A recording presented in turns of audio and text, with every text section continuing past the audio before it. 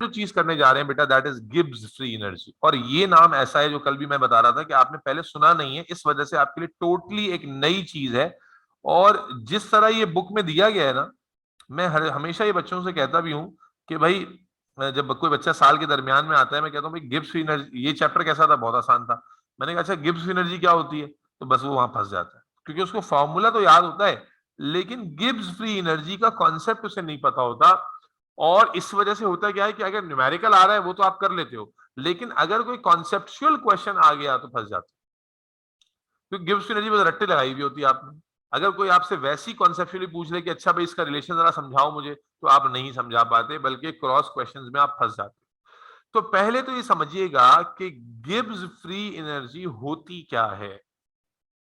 और इसको समझाने के लिए ना मुझे थोड़ा सा आपको थर्मोडायनेमिक्स पढ़ाना पड़ेगा, जो आप पढ़ते हैं। सर पढ़ी फिजिक्स में फर्स्ट लॉ ऑफ थर्मोडायनेमिक्स पढ़ा है?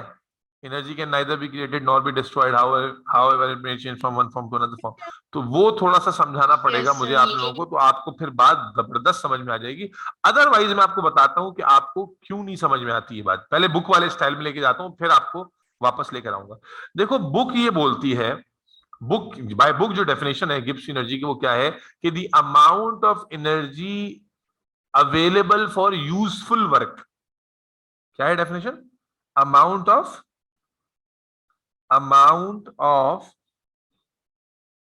एनर्जी अवेलेबल फॉर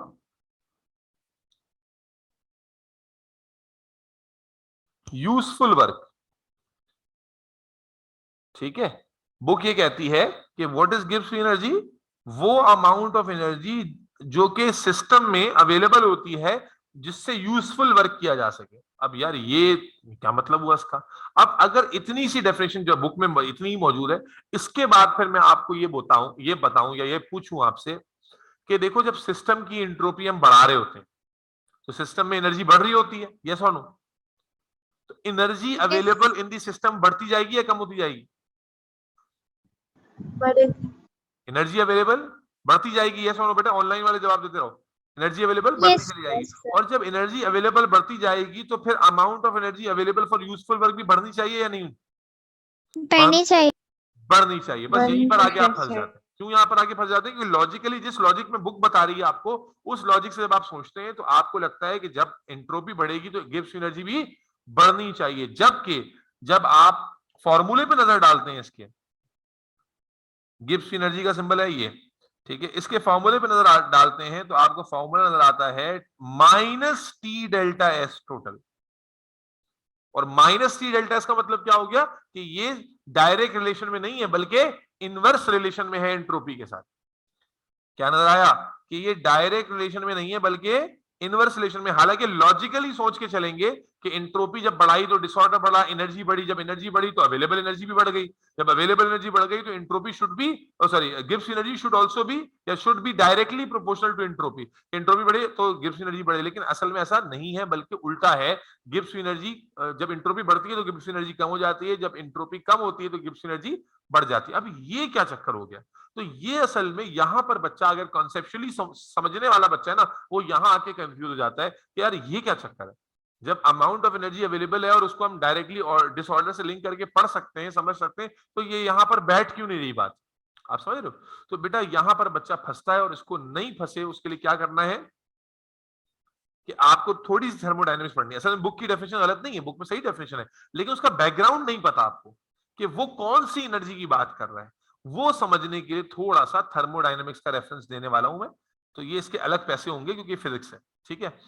तो ये मान लें एक सिस्टम है, आपने उम्मीद है कि थर्मोडायनेमिक्स में डायग्राम्स बनाई होंगी, ठीक है? और इस सिस्टम पर मान लेते हैं कि मैंने लगाया हुआ है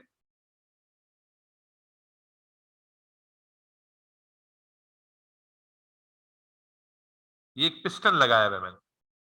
पिस्टन समझते हैं? Movable piston, freely movable piston मैंने यहां पर लगाया हुआ है, और इसके अंदर मैंने भरी हुई है एक गैस।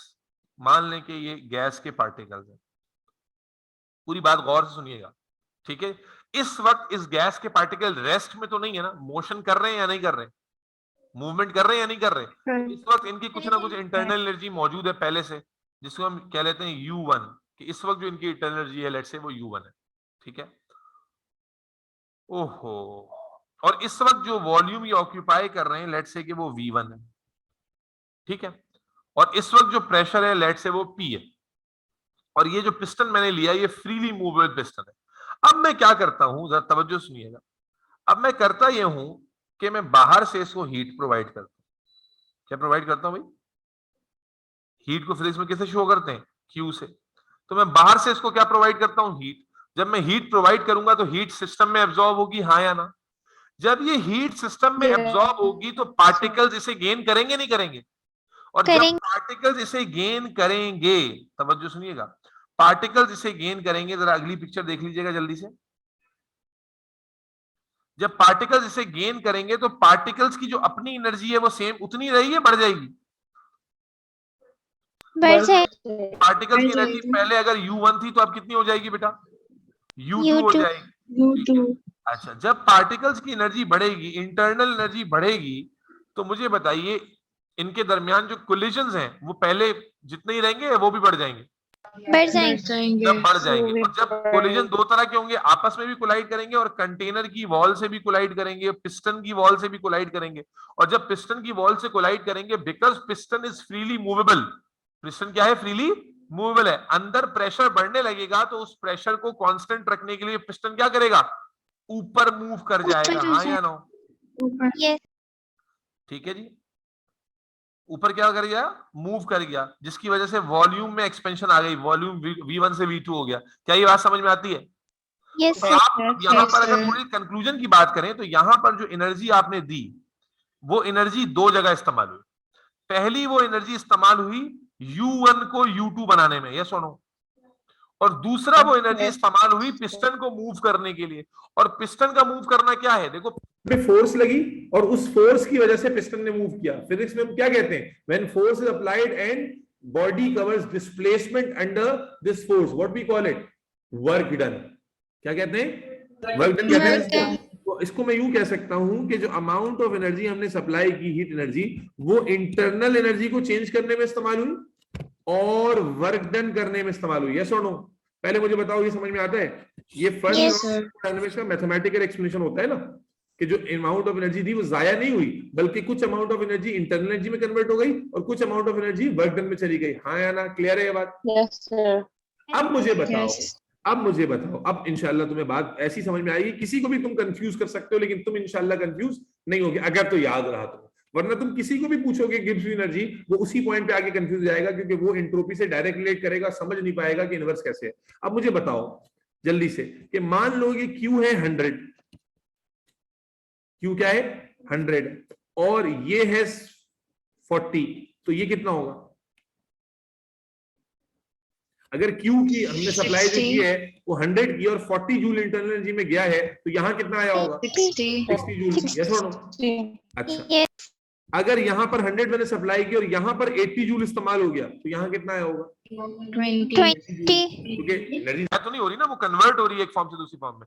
तो क्या तुम्हें नजर आ रहा है? बेसिकली यहां जो हमने लिखा है ना, amount of energy available for useful work, वो ये वाला वर्क। और अब मुझे बताओ, और जो इंटरनल एनर्जी बढ़ रही है वो एंट्रोपी है। इंटरनल एनर्जी जो बढ़ रही है वो क्या है? एंट्रोपी। अब मुझे बताओ इस रिलेशन को देखकर कि जो हीट तुम सप्लाई कर रहे हो, जितना ज्यादा इंटरनल एनर्जी को बढ़ाने में जा रही है उतना वर्क डन में कम हो जा रही है। भाई जब तुमने इंटरनल एनर्जी 40 पे रखी है तो वर्क डन कितना है? 60। और इंटरनल एनर्जी का चेंज जब तुम 80 पे ले जाते हो तो वर्क डन कितना हो जाता है? 20। नजर आ रही है? तो अब जब तुम इस वर्क डन के सेंस को समझोगे तो तुम्हें पूरी बात समझ में आ जाएगी। असल में ये एनर्जी जो वर्क डन में इस्तेमाल हो रही है ना, दैट इज गिब्स एनर्जी। और जितना ज्यादा इंट्रोपी होगी, डिसऑर्डर, जितना ज्यादा इंटरनल एनर्जी को बढ़ाने में आप एनर्जी वेस्ट करेंगे, वर्क डन उतना कम हो जाएगा। वर्क डन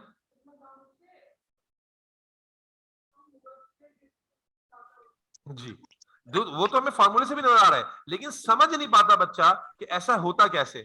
वो तो नजर आ रहा है फॉर्मूले में भी कि माइनस टी डेल्टा एस है। माइनस टी डेल्टा एस का मतलब ये है ना कि इनवर्स रिलेशन है। तो मेरे बच्चे, ये मैं अलग से पार्ट क्यों समझाता हूं अपने बच्चों को, ताकि उनको ये कॉन्सेप्चुअली पता हो कि भाई इससे हमारी मुराद क्या है। जब हम ये लिखते हैं amount of energy available for useful work, उससे मुराद ये वाला वर्क है। और ये वर्क और इंटरनल एनर्जी एक दूसरे के साथ चल रहे हैं। जब इंटरनल एनर्जी का प्रोपोर्शन बढ़ता है तो वर्क डन का प्रोपोर्शन कम हो जाता है, जब वर्क डन का प्रोपोर्शन बढ़ता है तो इंटरनल एनर्जी का प्रोपोर्शन कम हो जाता है।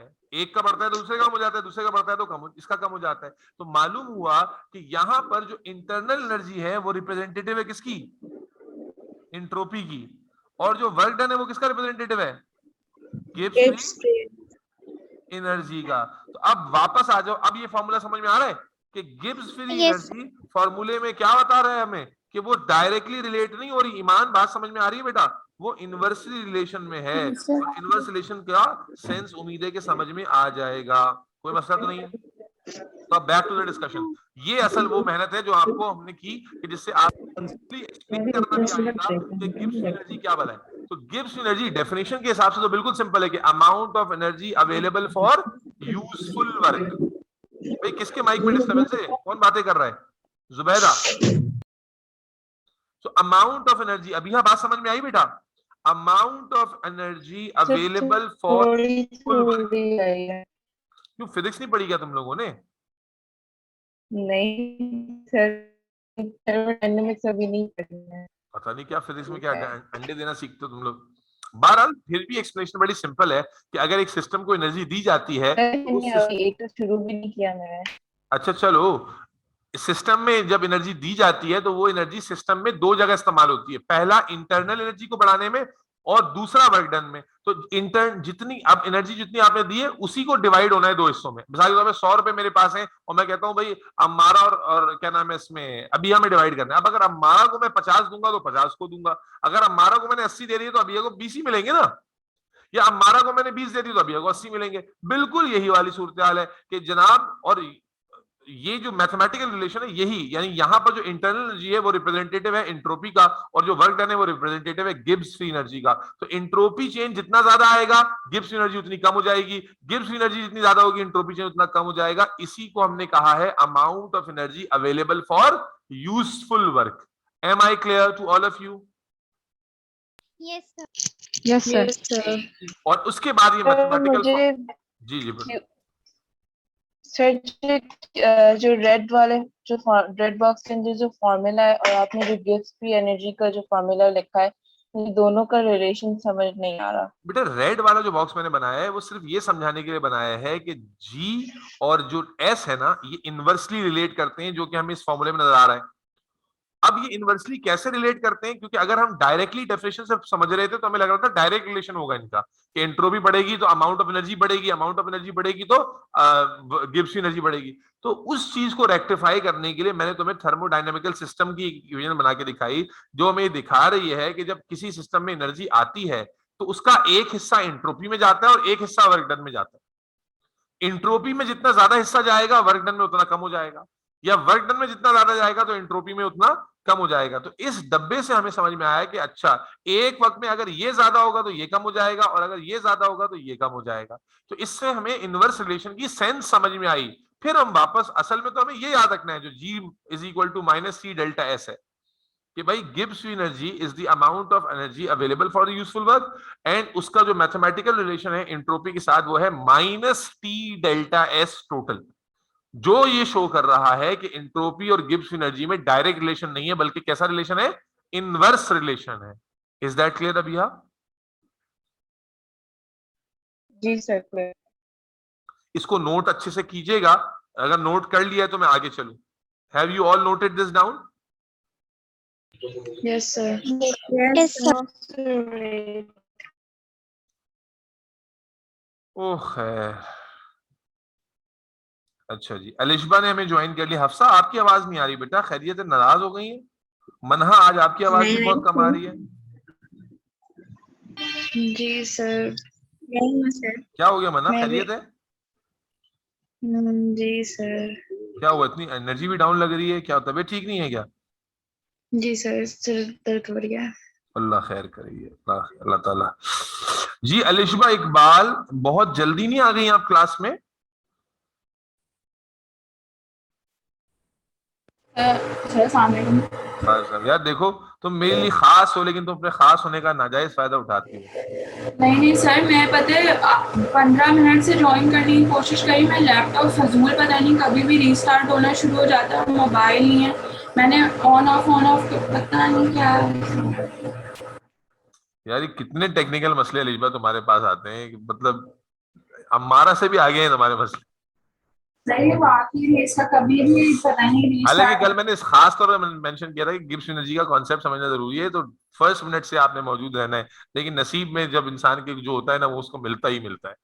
तो बहरहाल गिब्स एनर्जी का कॉन्सेप्ट उम्मीद है समझ में आ गया। अब जल्दी से बाकी अब 15 मिनट की रिकॉर्डिंग सुन के बैलेंस कीजिएगा। अब आप देख लें कि गिब्स एनर्जी का डेफिनेशन आपके सामने स्क्रीन पे है, amount of energy available for useful work. इसको मैंने समझाया कि भला क्या होती है, और फिर एक मैथमेटिकल फॉर्मूला है delta G which is Gibbs energy is equal to minus T delta S, जो कि हमें शो कर रहा है कि गिब्स फ्री एनर्जी और एंट्रोपी में इनवर्स रिलेशन होता है, डायरेक्ट नहीं होता।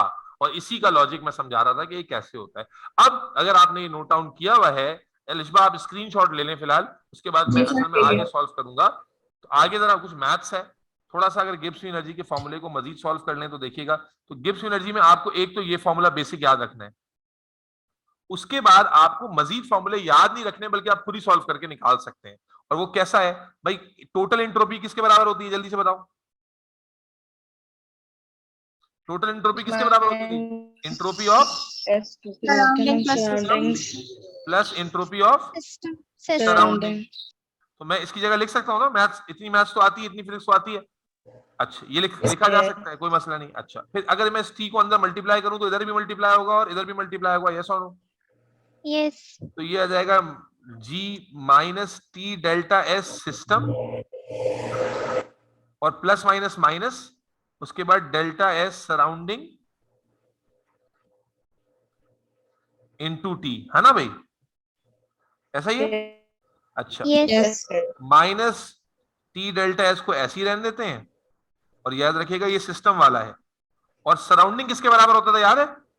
Minus delta H reaction upon time, oh sorry temperature into T, yes और नो?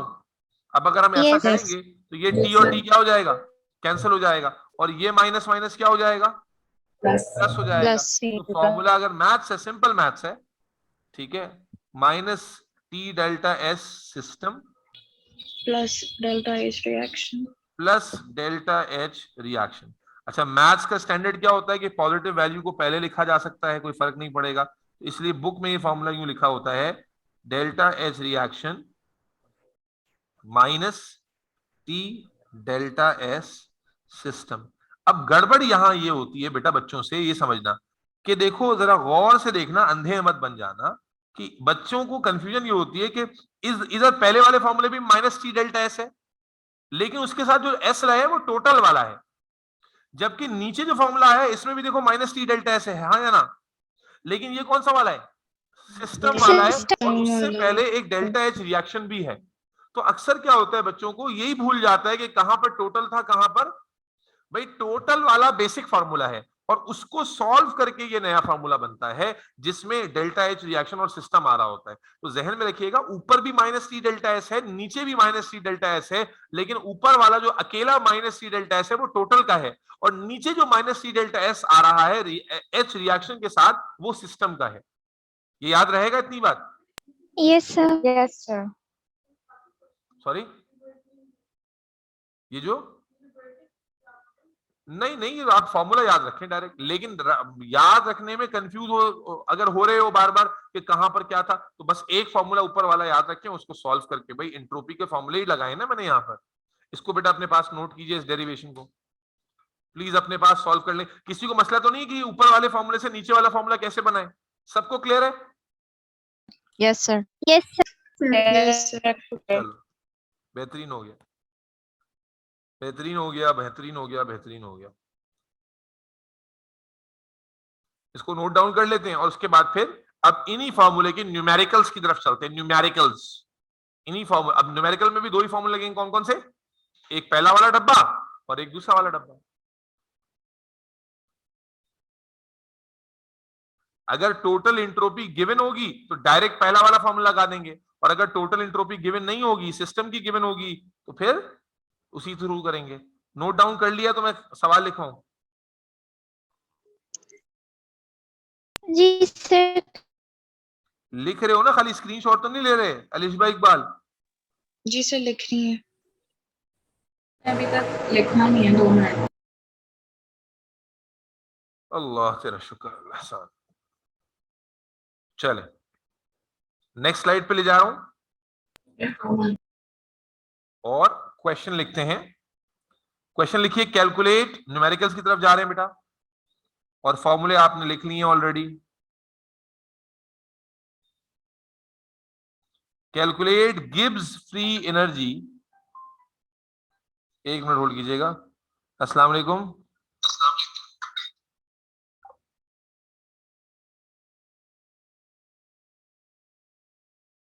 हेलो, अस्सलाम वालेकुम।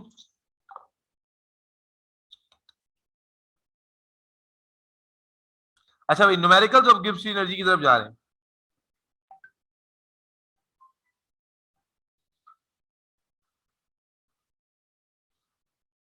हेलो, अस्सलाम वालेकुम। कॉल आ रही है अगले से, जवाब ही कोई नहीं आ रहा है। Numericals of Gibbs free energy में बेटा पहला सवाल लिखिएगा, calculate Gibbs free energy for the following reaction. Calculate Gibbs free energy for the following reaction. और रिएक्शन नोट कीजिएगा, रिएक्शन नोट कीजिएगा।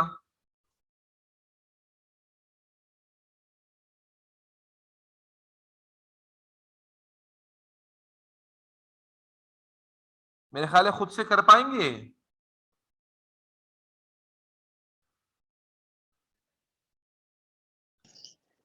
सर एक आप करवा दें। एंट्रोपी एक मैं करा, जी मैं बता रहा हूं। एंट्रोपीज गिवन है बेटा,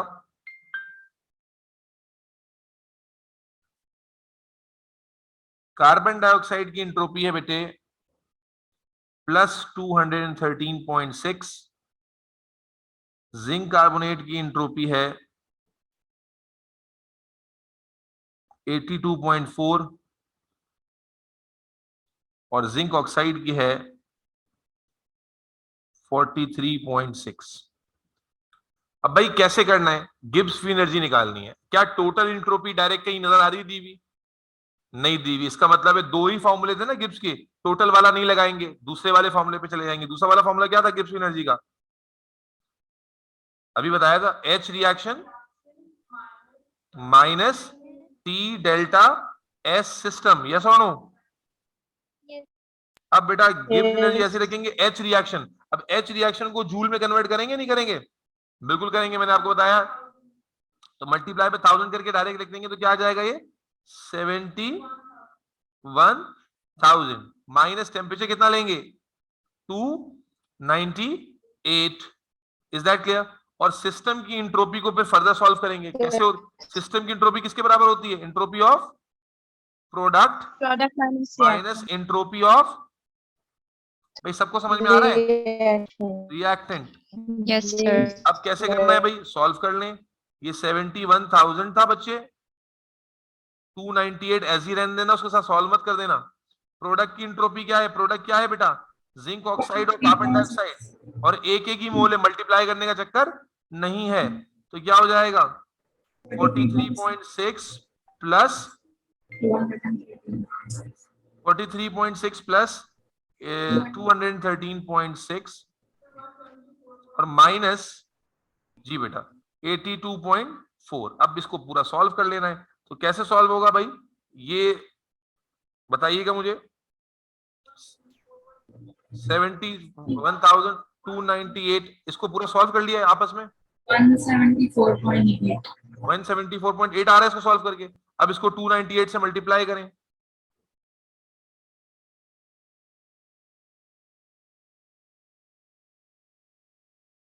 टू 98 से मल्टीप्लाई करके क्या आ रहा है बेटा?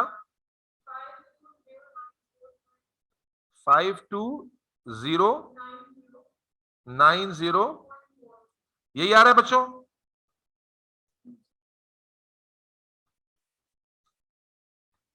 भाई यही आ रहा है।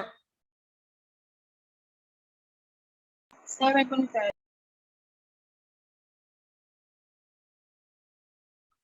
और दोनों को माइनस करेंगे तो क्या आ रहा है?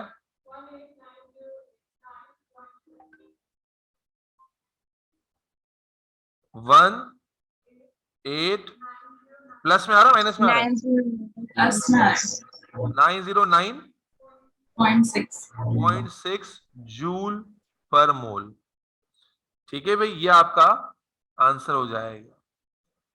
आप चाहते हैं तो मैंने देखो एक ही फॉर्मूले में कर दिया, अगर आप चाहो तो सिस्टम अलग से निकाल के फिर पुट कर सकते हो। ठीक है हमारा, अगर आप चाहो तो सिस्टम की एंट्रोपी अलग से निकाल के भी पुट कर सकते हैं।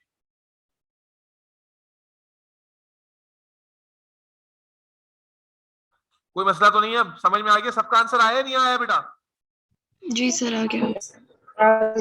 सर चलो बेटा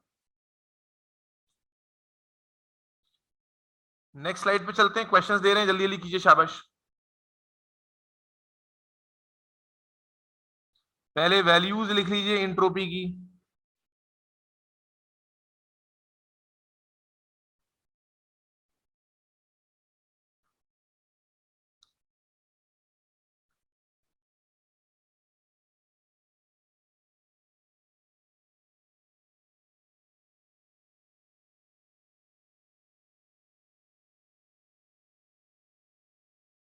किसी को कंफ्यूजन तो नहीं है? Abiha, Hafsa, Manha, no sir. No sir.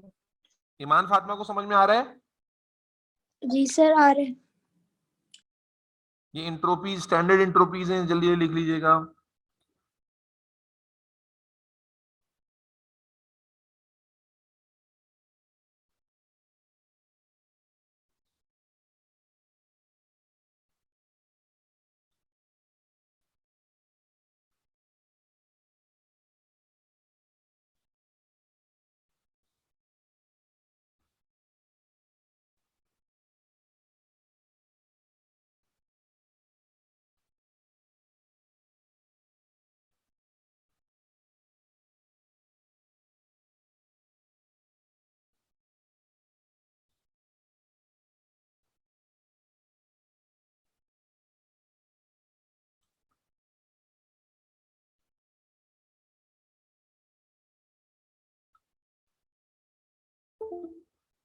जी अलिशबा, पल्ले तो नहीं पड़ा ना कुछ भी?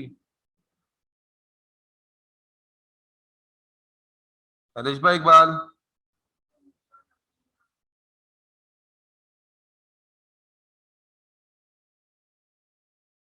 हेलो गाइस, आवाज आ रही है?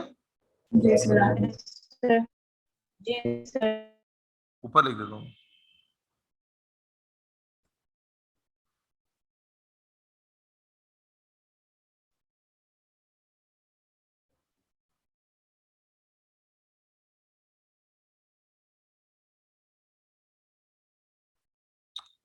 एक मिनट।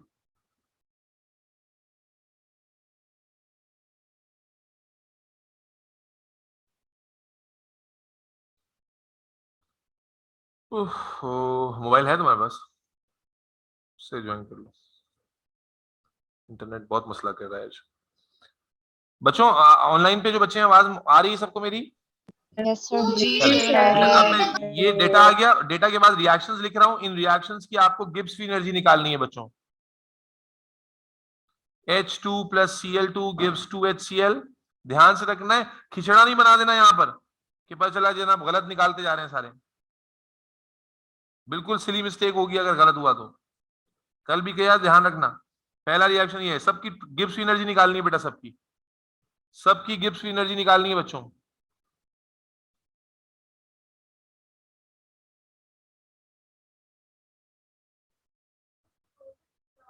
हाँ, क्या नहीं दिया हुआ?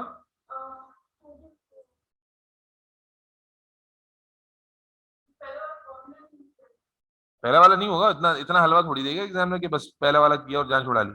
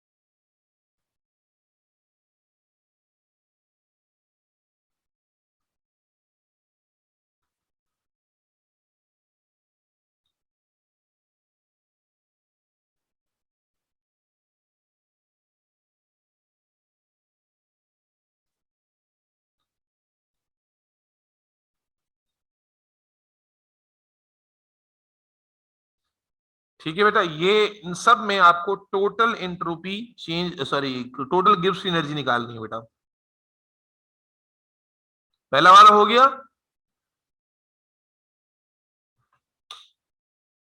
हाँ भाई, पहला हो गया।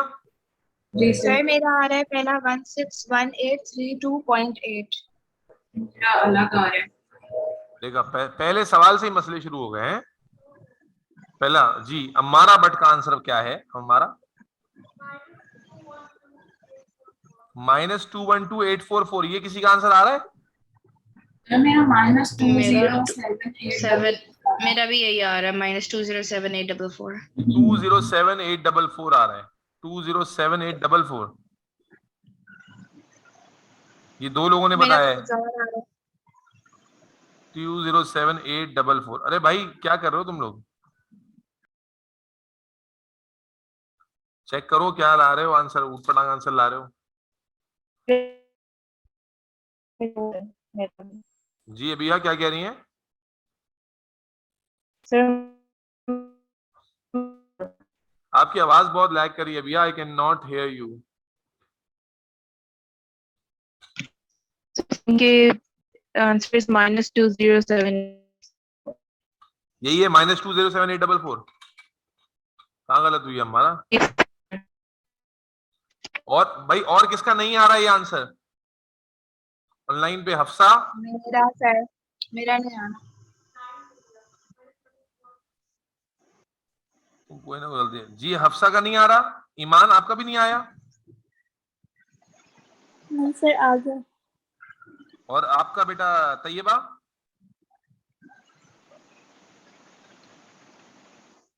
मेरे भी सही यही आया है।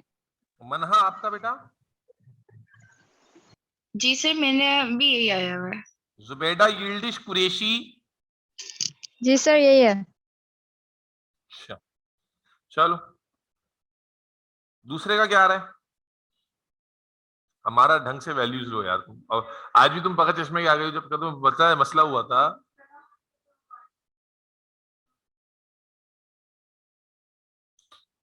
कौन सा ऐसा चश्मा बनवा लिया है जो तुमने इतना ज्यादा, 2-4 दिन के? भाई 2 चश्मे रखा करो, चश्मे जो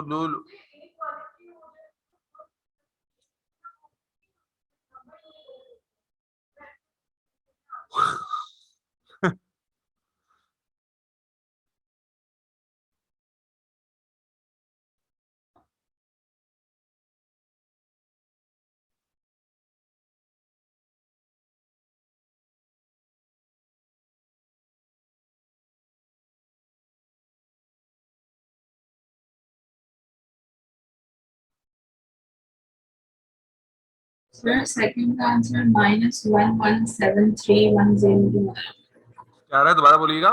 -117310 73102। भाई यही आ रहा है, चेक करें बाकी लोग भी। मेरा कुछ और आ रहा है, लेकिन मैं दोबारा करती हूँ। कुछ और क्यों आ जाता है, मुझे तो ये समझ नहीं आता है। क्या रीजन क्या है कुछ और आ जाने का? मेरा 80173 -80173 हुआ है। बहुत ज्यादा डिफरेंस है भाई। तो मैं वापस ट्राई करती हूँ एक सेकंड। जी, दोनों को ट्राई करना चाहिए।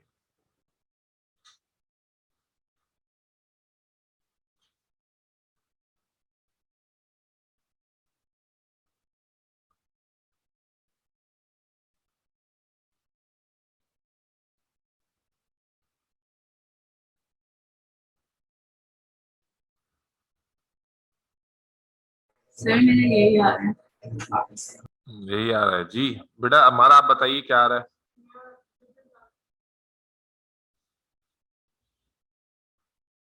क्या आ रहा है?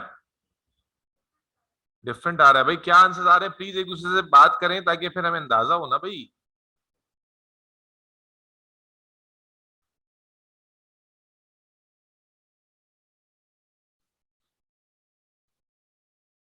हेलो।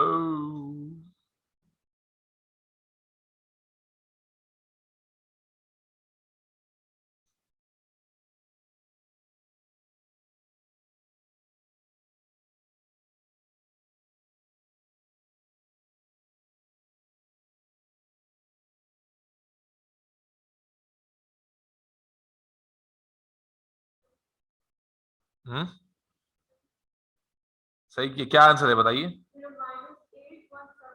817। सर मेरा आ गया, यही आया 817 या 117? 817,945.6। भाई ये देख लो भाई, अलीफा तुम्हारी गलती है, तुम कभी पहला दफा सही निकाल रही हो, कभी ये आंसर 2-3 लोग बोल रहे हैं। बाकी लोग बताएं क्या आंसर आ रहा है भाई? सर मेरा ये डिफरेंट आ रहा है। क्या आ रहा है? दोनों में से ये नहीं आ रहा कोई? डिफरेंट आ रहा है मेरा। दोनों ही नहीं आ रहे? पहला वाला भी सर नहीं मेरा हुआ। ये वाला आ गया है।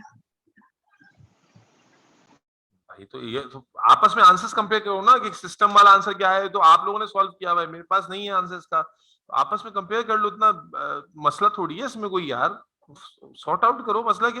मुझे तो ये कंफ्यूजन हो जाती है कि एक दफा में सही क्यों नहीं हो रहा। देखो बेटा आपस में वैल्यूज को कंपेयर करो, ये 817 किसका, 2-3 बच्चों की आवाज आ गई 817 वाला, तो जिसका नहीं आ सर रहा है मेरा भी यही आ रहा है। यही आ रहा है। अच्छा, सर मैंने अलग अलग नहीं निकाली, सारा कुछ कैलकुलेटर में इकट्ठे डाल दिया था। इकट्ठे डाल दिया पहले था? पहले ये गलती हुई थी, मैंने स्वैप कर ली थी, मैंने प्रोडक्ट्स माइनस रिएक्टेंट करना था, मैंने रिएक्टर माइनस प्रोडक्ट्स कर दिया था। माशाल्लाह माशाल्लाह, अल्लाह ताला नजरे बद से बचाए। और कोई नया वर्जन ऑफ गलती भी है तुम लोगों के पास तो वो भी कर लो भाई। तुम लोग जी ईमान, तुम्हारा आंसर आ गया है? अलिशबा तुमने कैलकुलेटर में सॉल्व किया है तो वो सही ब्रैकेट श्रैकेट सही जी लगाए? सर मैंने आपको बताया मेरा यही आंसर आ रहा है। जी सर मैंने अपने ब्रैकेट्स में मुझे लग रहा है मैंने कैलकुलेटर पे गलती करी, मैं वापस से ट्राई करती जल्दी से ट्राई करो और आगे भी करो यार। हूँ। आ गया, मैं सेकंड चेक कर रही हूँ। मैं तो बस ये समझ नहीं पा रहा हूँ कि एग्जाम में हु विल मेक श्योर कि तुम लोग सही कर रहे हो आंसर। अल्लाह।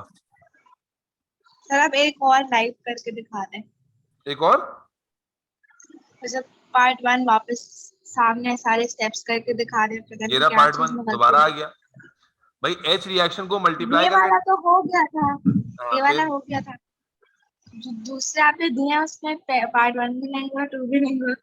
अरे मेरे जान, तो वो तो एक ही तरीके से हो रहे हैं ना, अलग थोड़ी है। चलो मैं फिर भी करके दिखा दूं, मुझे कोई मसला नहीं करने में। सर गलती मिल गई। देखो आप गलती डेफिनेट हो जाओगे, गलती हो रही है और वहां ढूंढने पे तवज्जो दो, बजाय ये तो सिंपल मेथड है, मैं दोबारा कर देता हूँ आपके लिए, कोई मसला थोड़ी है इसमें। सर कोई मेरा थर्ड का आ रहा है 447604.8 एक माइनस मिनट रुक जाओ, पहले इसका बच्ची का H2Cl2 वाला देखो, मैं दोबारा करके दिखा रहा हूँ, यही साइड में कर देता हूँ। H2Cl2 वाला जब आप करते हो तो फॉर्मूला आपके पास क्या है? H रिएक्शन है। H रिएक्शन कितना दिया हुआ था? -184.6।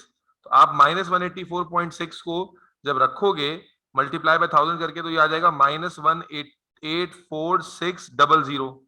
ये रखा है तुमने या माइनस ही खा गई हो अफसा? हाँ सर माइनस में देखा मैंने। ये देखो क्या बोलूं मैं। और फिर तुम लोग बातें करते हो हो नहीं रहा। अरे भाई अल्लाह, मैं कहाँ जाके सर फाड़ू अपना। ओ खैर, पहला स्टेप लिखते ही गलती पकड़ी गई।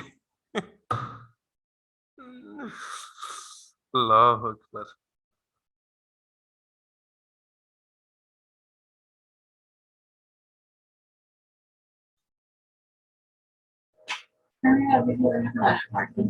हाँ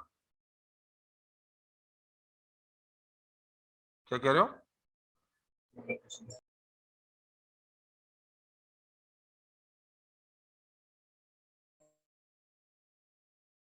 ये फॉर्मूला लगाना है ना अफसा, यही लगा रही हो फॉर्मूला?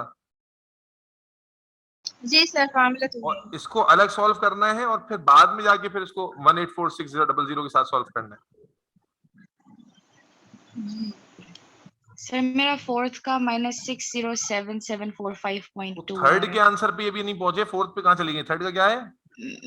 थर्ड का है -447604.8। 604.8 ये आ रहा है तुम्हारा भी? क्या बात। सर हो गया सेकंड का। फोर्थ का है -6077। 6077। नहीं सर, इससे नीचे वाले का, फोर्थ का एमजी वाले का। हाँ उसी का लिख रहा हूँ, 60477। 7745.2। यही आ रहा है? ये नहीं आ रहा? सेम आ रहा है। जी हफ्सा बेटा ठीक हो जाए तो बताओ मुझे कि तुम्हारा ठीक हुआ या नहीं हुआ। और कोई बच्चे हैं हो गया पूछिए। सर, आंसर आ गया मेरा, आ गया। और कोई ऐसा जिसका कोई भी सही नहीं हो पा रहा है? मनहा? सर ये दोनों आंसर्स मैंने ही बताए हैं। अच्छा आप नहीं बताए यार, अब इतना असल में डिफरेंशिएट ही नहीं कर पाते ना आवाजों में। ओहो। कोई मसला नहीं सर।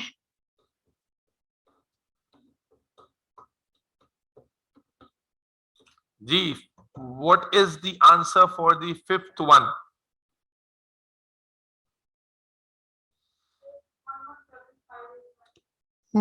सॉरी 11 प्लस में 117,585 बस भाई यही आंसर आ रहा है लास्ट का। सर बच्चे इतना तेज कैसे कर लेते हैं, हालांकि मैं पूरी स्पीड पे जाने की कोशिश कर रही हूँ। भाई ये जो अमारा बट है ना, इसकी स्पीड से थोड़ी आप मुलाकात, ये मैं बस बहुत खतरनाक बच्ची है। लेकिन बस बच्ची सर है ना वो, राज पता करवा दें। अरे भाई ये मैं बताऊं, ये तो ये नॉर्मल डाइट पे थोड़ी पल रही है, डीजल पीती है ये लड़की। बस ये है कि जो खरगोश और कछुए की कहानी हमने सुनी थी ना, खरगोश फिनिशिंग लाइन के पास पहुंच के सो जाता है, बस ये भी सो जाती है। जब इनका टेम्पो सेट हो जाता है, जब इनको सोना नहीं होता, फिर ये सो जाती है। और फिर दूसरा ही नहीं। अल्लाह अकबर। 4 बच्चियों में मैं अभी इस सेशन में तब्दीली देख रहा हूं, अभी तक अच्छी वाइब्स देख रहा हूं। एक अम्मारा भट्ट है, एक नेहा मिर्जा है, क्योंकि नेहा मिर्जा एएस में भी, वो भी बहुत जलील हुई है मुझसे, बहुत ही ज्यादा जलील हुई है, मतलब उस कोई कसर मैंने छोड़ी नहीं है। जाहिर है आदमी परेशान है, बच्ची छुट्टी कर रही है, गायब हो जा रही है, छुट्टी कर रही है, फिर सॉरी कर रही है। अब जाकर उसने भी बड़ा अच्छा यू टर्न लिया, बहुत अच्छी तरीके से पढ़ रही है। और तीसरी कौन है? जोया, आज वो एब्सेंट हो गई है, उनको कहीं पार्टी में जाना था, तो जोया ने भी बड़ा तबीयत से सुना, इन्होंने सुनी है मेरी मुझसे बातें। लेकिन ढीठ तुम लोग बहुत होते हो यार, कर रहे हो वही होता जो कर। देखो excuses sounds best to them who make them. तो अब आपको लग रहा है कि कोविड में, भाई इसी कोविड में वो क्या नाम है उसका टेस्ला वाले का, इलॉन मस्क, वो नंबर 1 बन गया है जी। और इसी कोविड में पता नहीं दुनिया कहां से कहां कितने लोग ऐसे हैं जो ऑनलाइन कारोबार से अरबोपति बन गए इस कोविड के अंदर। और आप कोविड के बुनियाद पे क्या कहते हैं?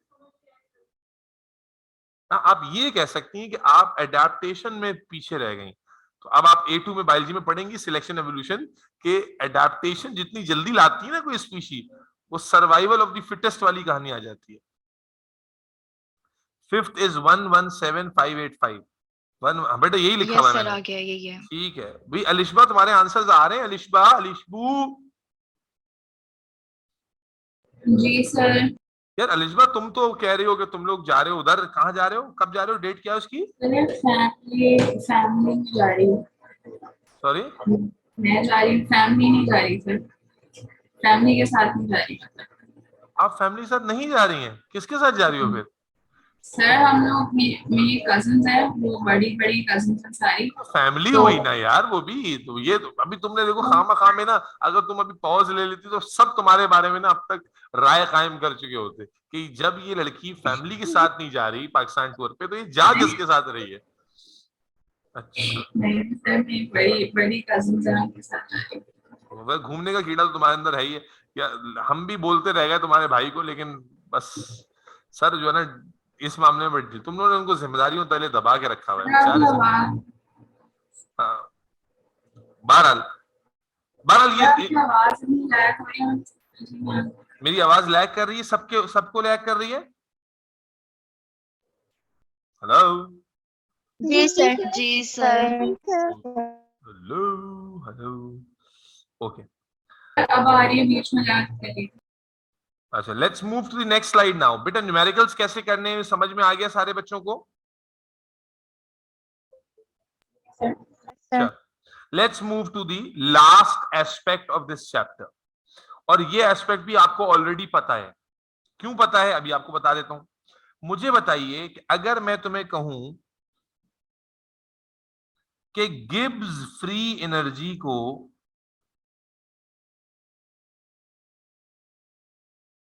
फीजिबिलिटी से रिलेट करो, फीजिबिलिटी ऑफ रिएक्शन से, तो कर पाओगे?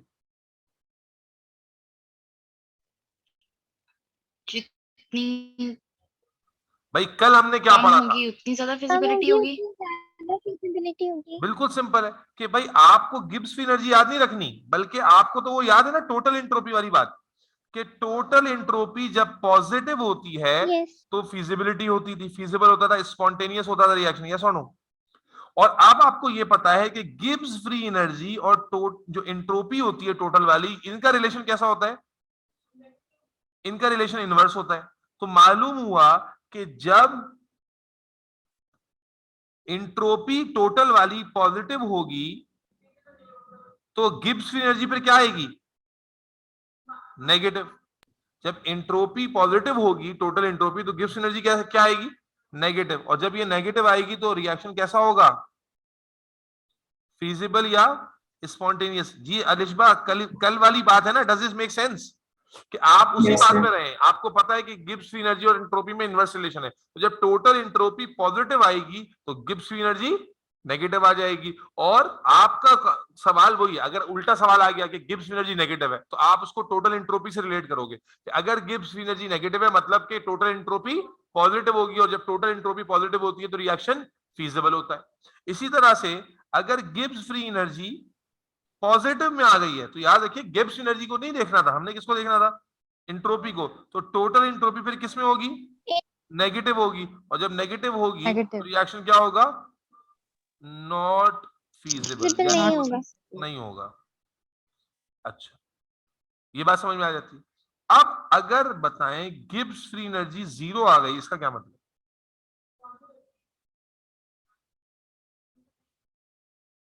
अगर सर फिर कंप्लीटली उस पे डिपेंड करेगी एंट्रोपी पे। अच्छा बेटा, गिब्स फ्री एनर्जी 0 आ जाने का मतलब क्या होता है? और गिब्स फ्री एनर्जी 0 आ जाएगी तो एंट्रोपी भी 0 होगी। एंट्रोपी, अब आप नहीं सर ये क्या कह रहे हैं, एंट्रोपी भी 0? हाँ जी, एंट्रोपी भी 0, एंट्रोपी भी 0। तो इसका मतलब क्या है? रिएक्शन नहीं हो रहा? नहीं, इसका मतलब है कि here we are talking about reversible reaction. एएस पढ़ चुके हो सारे? Reversible reaction at equilibrium. अगर एक रिवर्सिबल रिएक्शन इक्विलिब्रियम में पहुंच जाता है तो फॉरवर्ड बैकवर्ड की एंट्रोपीज बराबर होने की वजह से कैंसिल आउट हो जाती हैं, गिब्स एनर्जीज भी कैंसिल आउट हो जाती हैं, इसलिए टोटल एंट्रोपी और गिब्स एनर्जी 0 होती है। 0 का मतलब ये नहीं होता कि रिएक्शन नहीं हो रहा।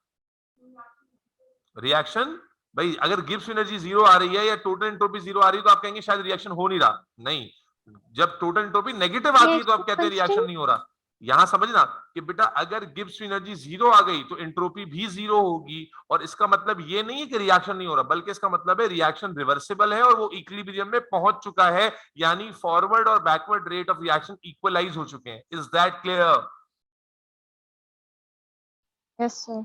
हफ्सा, हफ्सा ये बात समझ में आई है? नहीं आई है? बाउंसर गई है? अलिशबा, हफ्सा, मनहा, तैयबा, ईमान, ठीक है ना? ये तीसरी वाली बात में अक्सर अगर मैं ना बताऊं, खुद से आप कहें तो टोटल एंट्रोपी 0 आ रही है, आप बोलेंगे रिएक्शन नहीं हो रहा, जबकि आपको पता है कि जब वो नेगेटिव आती है तो रिएक्शन नहीं होता। तो आप कहेंगे सर 0 पे भी नहीं हो रहा होगा। नहीं, 0 कब आएगी? अब वैसे तो मुमकिन ही नहीं है 0 आना भाई, एंट्रोपी तो डिसऑर्डर तो हमेशा मॉलिक्यूल्स में रहेगा। तो 0 आने का मतलब असल में क्या है कि फॉरवर्ड और बैकवर्ड दोनों कैंसिल आउट करेंगे, मैथमेटिकली वो 0 हो जाएगा। तो मैथमेटिकली 0 होने का मतलब है कि फॉरवर्ड बैकवर्ड इक्वल रेट पे चल रहे हैं, विच इज इक्विलिब्रियम स्टेट। तो इसलिए अगर एंट्रोपी चेंज नेगेटिव आ जाए तो कंक्लूजन अलग है, पॉजिटिव आ जाए तो कंक्लूजन अलग है, और 0 आ जाए तो कंक्लूजन बिल्कुल ही अलग है। Is that clear? मेरे बच्चों, यहां पर ये पहला चैप्टर, पहला आपका जो बाब है इंट्रोपी और गिब्स फ्री एनर्जी का, ये मुकम्मल होता है।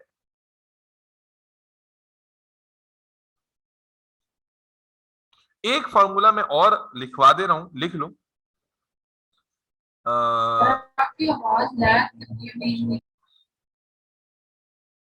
गिब्स फ्री एनर्जी का एक फॉर्मूला और लिख लें, that is Gibbs free energy of products minus Gibbs free energy of reactants. इस फॉर्मूले से रिलेटेड बड़ा सिंपल है, ये याद रखना कि अगर रिएक्टेंट्स और प्रोडक्ट्स की गिब्स फ्री एनर्जीज गिवन हो, एंट्रोपीज गिवन ना हो, गिब्स फ्री एनर्जीज गिवन हो, तो आप ये फॉर्मूला अप्लाई करेंगे। लेकिन ऐसा कोई क्वेश्चन है नहीं अब तक पास पेपर में।